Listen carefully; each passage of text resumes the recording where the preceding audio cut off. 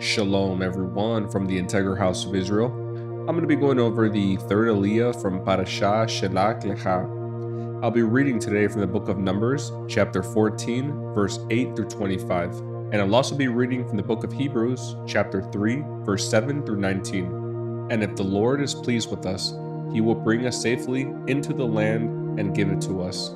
It is a rich land flowing with milk and honey. Do not rebel against the Lord, and don't be afraid of the people of the land.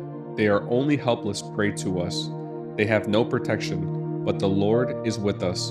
Don't be afraid of them. But the whole community began to talk about stoning Joshua and Caleb. Then the glorious presence of the Lord appeared to all the Israelites at the tabernacle.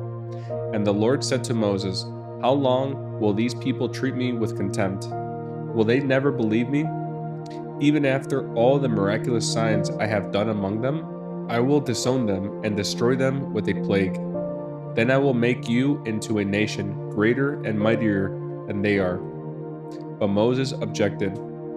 "What will the Egyptians think when they hear about it?" he asked the Lord. "They know full well the power you displayed in rescuing your people from Egypt. Now if you destroy them, the Egyptians will send a report to the inhabitants of this land, who have already heard that you live among your people. They know, Lord, that you have appeared to your people face to face, and that your pillar of cloud hovers over them. They know that you go before them in the pillar of cloud by day and the pillar of fire by night.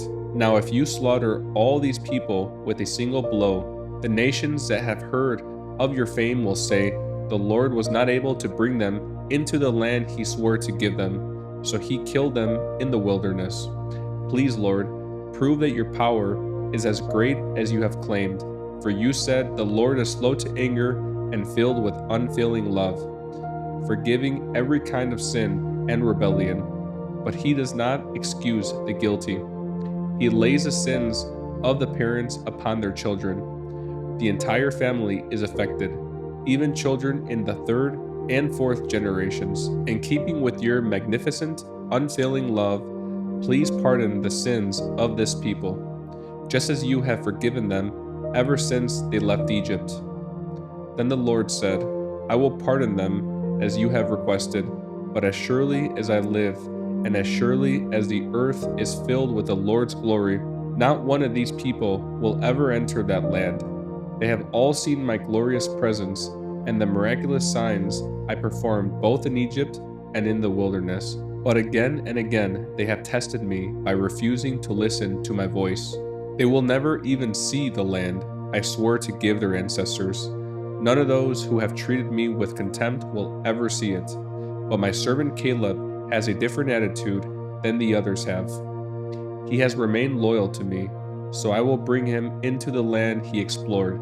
His descendants will possess their full share of that land.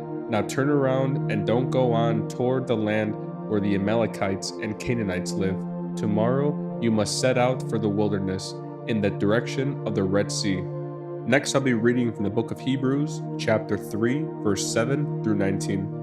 "That is why the Holy Spirit says, 'Today when you hear his voice, don't harden your hearts as Israel did when they rebelled, when they tested me in the wilderness.